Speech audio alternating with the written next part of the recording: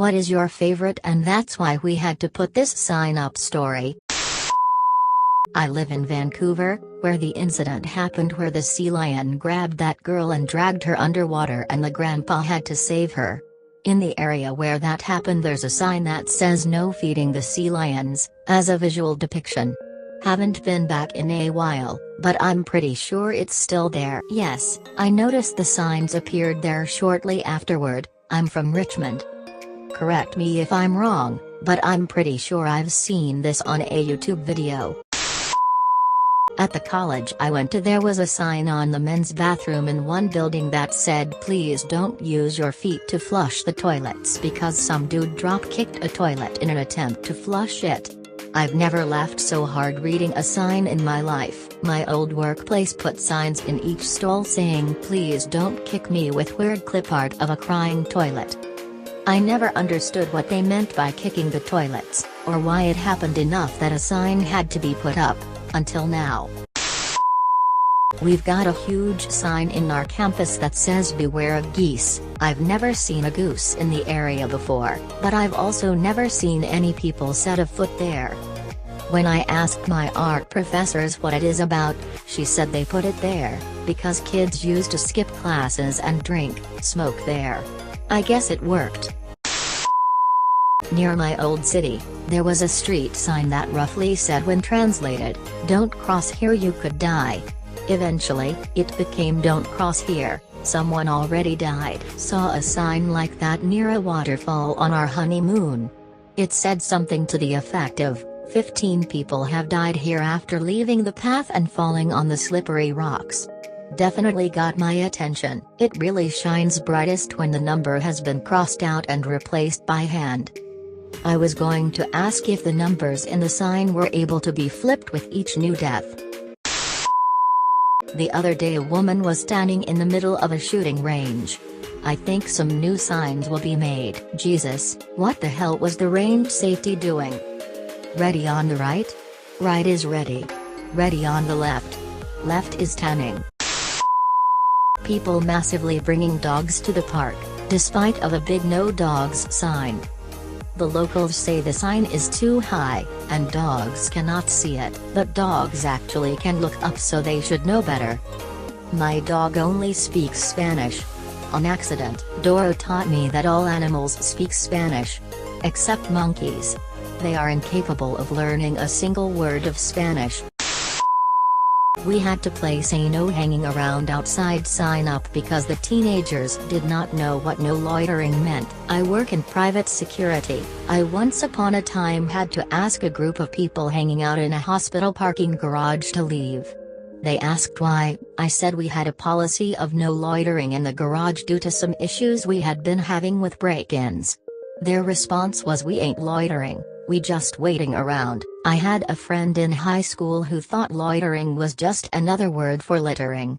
Which sort of makes sense if you know the area. There's a very specific accent to the area that I can't really explain.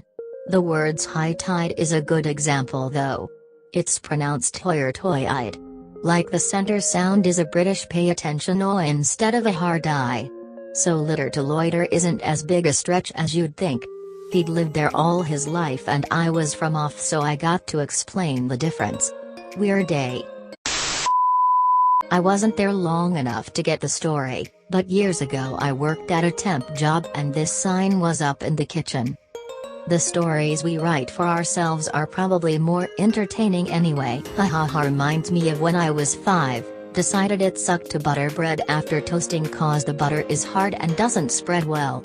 Figured if put it on before it would melt into the bread as it got hot. I learned not to do that. Helps me be more understanding of my kids when they do stupid shit. Oh, and one more thing, if you guys ever have kids and one of them, when he's 8 years old, accidentally sets fire to the living room rug, go easy on him. Through my cousin who managed a restaurant for years. On the hostess stand at the front they had a sign that said "We smoke our meats with premium apple wood." A small bowl of the wood chips they used placed right in front of it. The amount of people who would take a wood chip and try to eat it were staggering. It got to the point they had to keep a bag of the wood chips in the cabinet of the hostess stand. People would sometimes put them in their mouth and spit it out embarrassed, and try to cover it up. Some would laugh and say I shouldn't have had that last drink.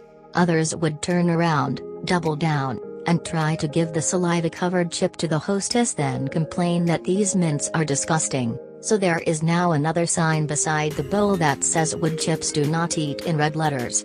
Makes for fun conversation every night for the hostesses seating people who are new to the restaurant.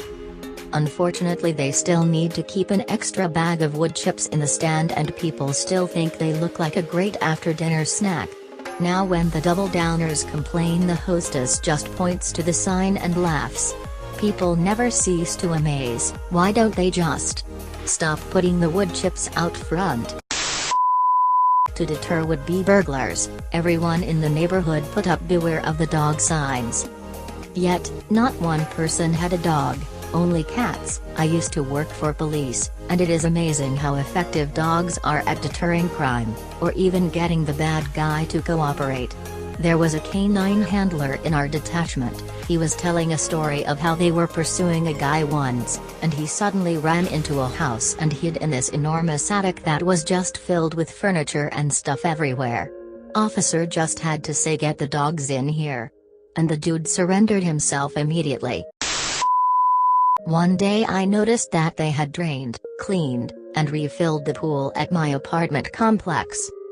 A few days later I noticed a new sign on the pool area gate that said persons with active diarrhea or who have had diarrhea in the past 48 hours are not permitted to enter the pool. I've also seen this sign at spas. People be nasty. I've seen that. Is it in San Jose or is this just a common sign? I'm a high school football coach and our games have a concession stand. The proceeds help the school and the team. We had a guy who started selling drinks and food in the bleachers, undercutting the concession stand's pricing. We asked him to stop again and finally had to put a sign up warning against third parties selling anything during games. And the sign stopped him?